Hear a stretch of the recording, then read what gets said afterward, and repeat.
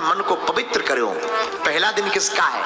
प्रथमम शैलपुत्री चा, मां शैलपुत्री का पहला दिन है। अब पहले दिन शैलपुत्री माता की जो साधना करता है, वो जो कामना करता है उसे प्राप्त होती है। दूसरे दिन किसकी पूजा? दूसरे दिन मां ब्रह्मचारिणी की पूजा। ब्रह्मचारिणी की पूजा करने वाले साधक को शांति मिलती है। तीसरे दिन किसकी पूजा होती है?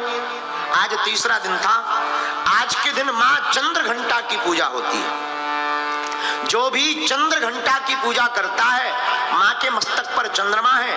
चंद्रमा मन का देवता है, मन की स्थिरता होती है। चौथे दिन किसकी पूजा होती है?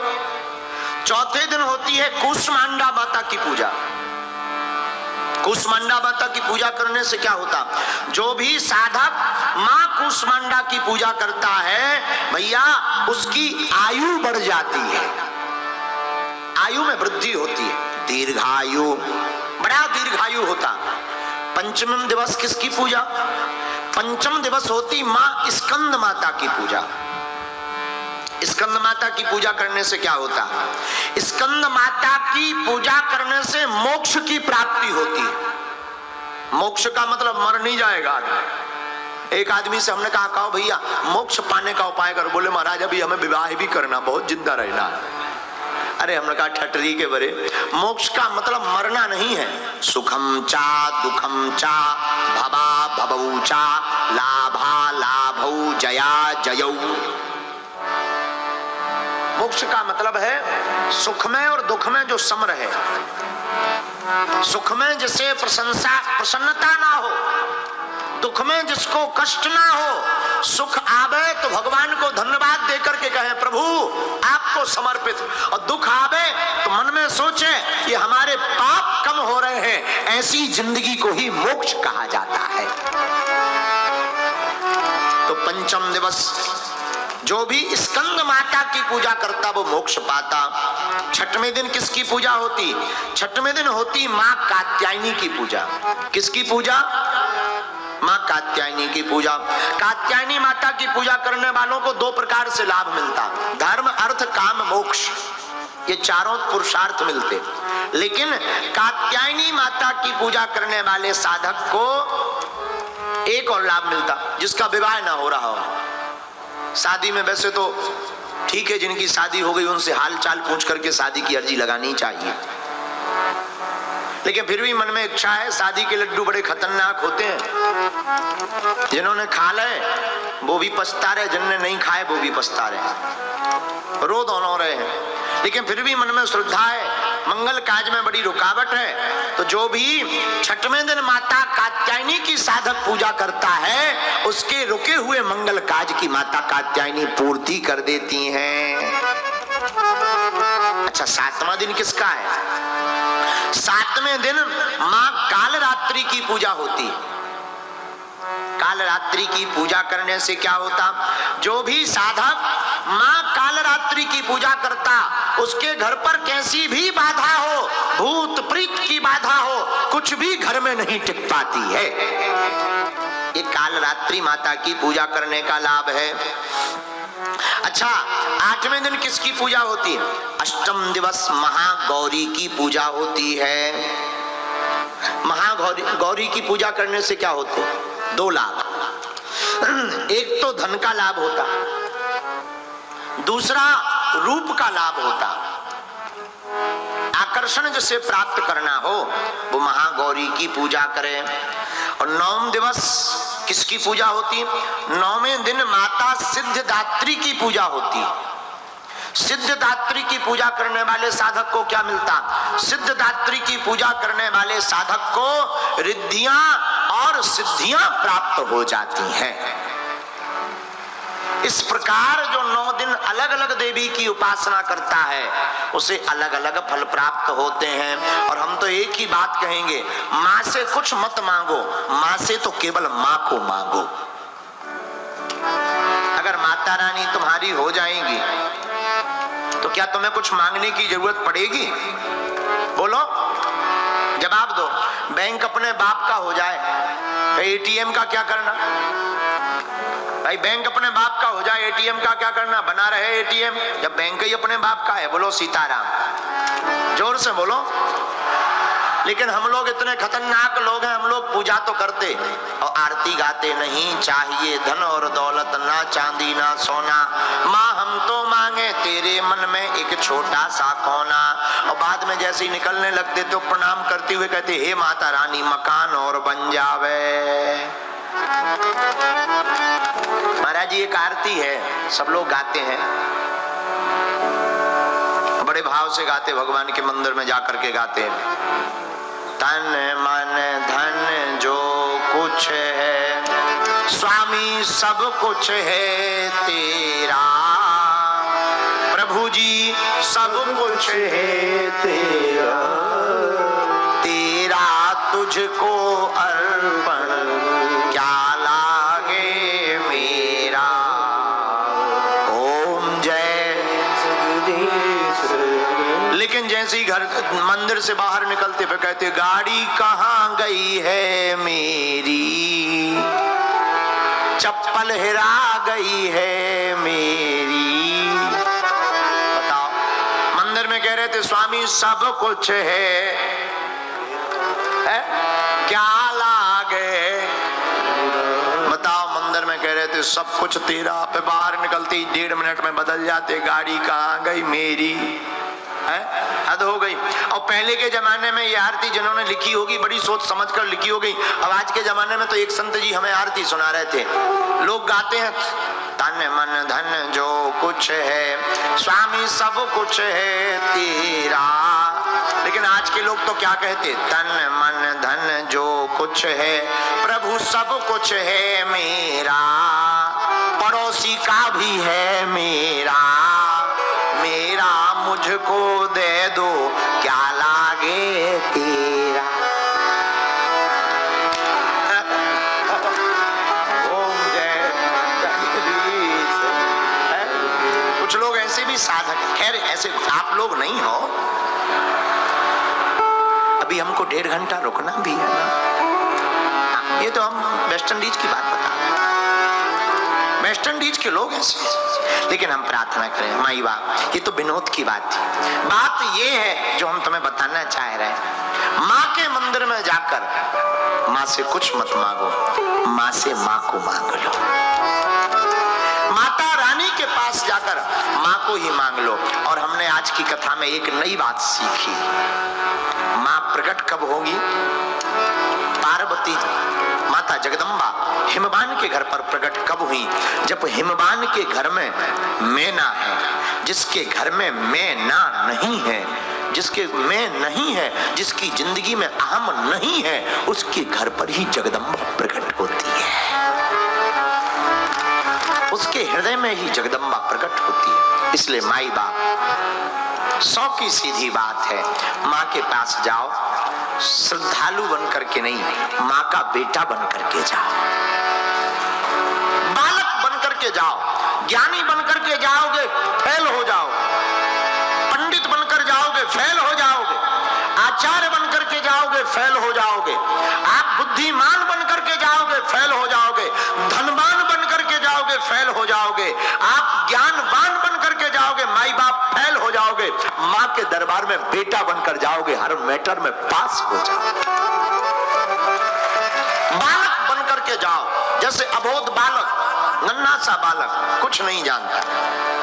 राजस्थान में एक जगह एक महात्मा गए एक व्यक्ति के घर पर, सीधा साधा आदमी। उसने कहा महाराज आप हमारे घर पर आओ, हमारी माता जी आपके दर्शन करना चाहती। वो गया, महात्मा गए, सीधे साधे महात्मा भी। तो महात्मा उस सीधे साधे सज्जन के घर पर पहुंचे तो उस बालक की माता जी दौड़ी दौड़ी आई और तुरंत प्रणाम करके बोली, महाराज आपके खुर लागू। टूटी फूटी मारवाड़ी में कहा, महाराज थारे खुर लागू।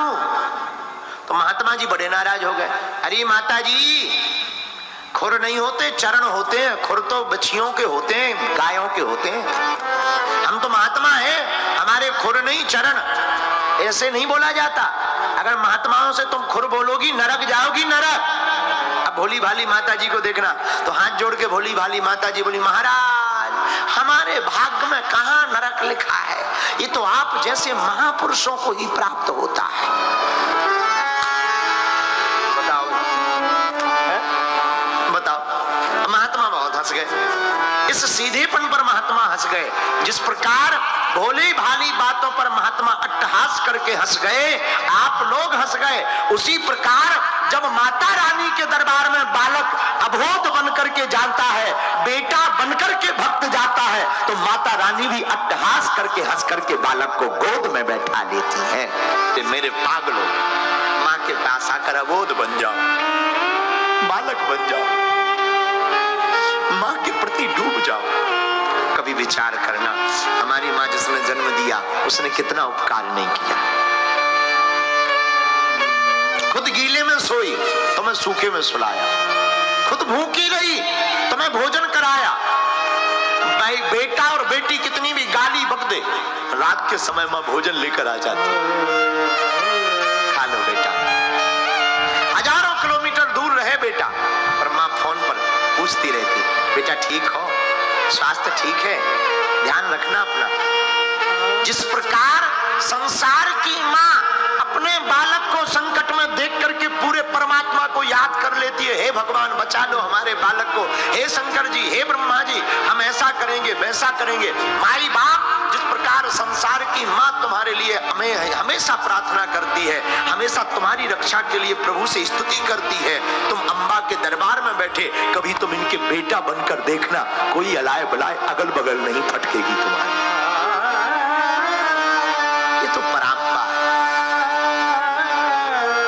ये तो जगदम्बा है, ये तो जगत जननी है, ये तो त्रिभुवनेश्वरी है, ये तो सबकी माँ है, विश्व को रचने वाली माँ है।